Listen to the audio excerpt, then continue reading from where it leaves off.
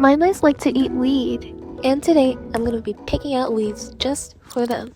So usually I just find these weeds in my backyard, and maybe you could find some that's safe for your mice in your backyard, but make sure you do research beforehand. Make sure it's not toxic to them, and you wash them. I actually have no idea what I'm weeding out and what this plant is, but I usually pick out dandelions and sand dropsy for them. My pro tip is to Google scan if the weed is edible for cats and dogs. But first, I need to introduce you to my mice. So I have Boggy and Mewtwo. They're both rescue mice, and they're really cute. These white albino mice are usually bred in captivity and are often used as feeder mice, so I rescue them.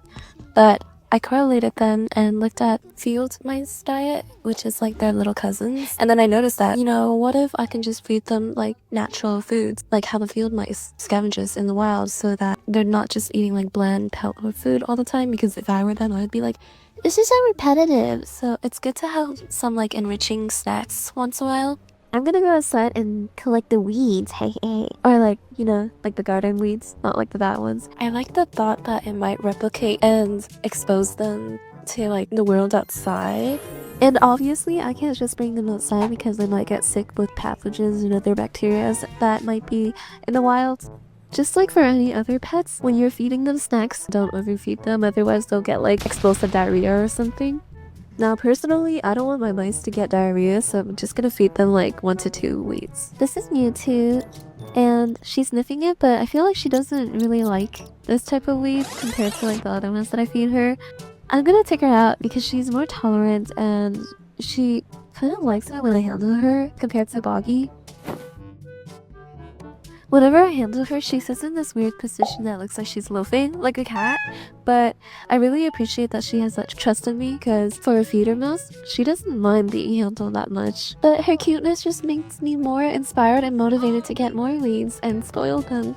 So this is me. After school, walking home, and usually I just pick out dandelions because they're like in the wild, and my house doesn't have them. As for my mice, they only prefer the ones that you could blow the dandelion and make a wish. Which goes to show, mice have their own personalities and things that they prefer. So after I got home, I gave it to Boggy to try it since I saw her first, but it looks like she wasn't that interested in it because she had just woken up, and for some reason they got their water bowl really messy.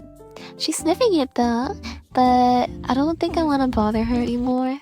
She's just very curious at the moment, and I'm gonna show it to Mewtwo. She was in the mouse house. Oh, but Boggy came back and she says, no, wait, let me investigate it more. Though they were very quick to eat it because I don't think they were that hungry right now, so I'm gonna put it in their dining place. While Mewtwo was being very aesthetic eating that dandelion flower, Boggy was very indecisive whether or not she would go back to sleep or be curious and adventure off. So you can see that she's just like quite in and out.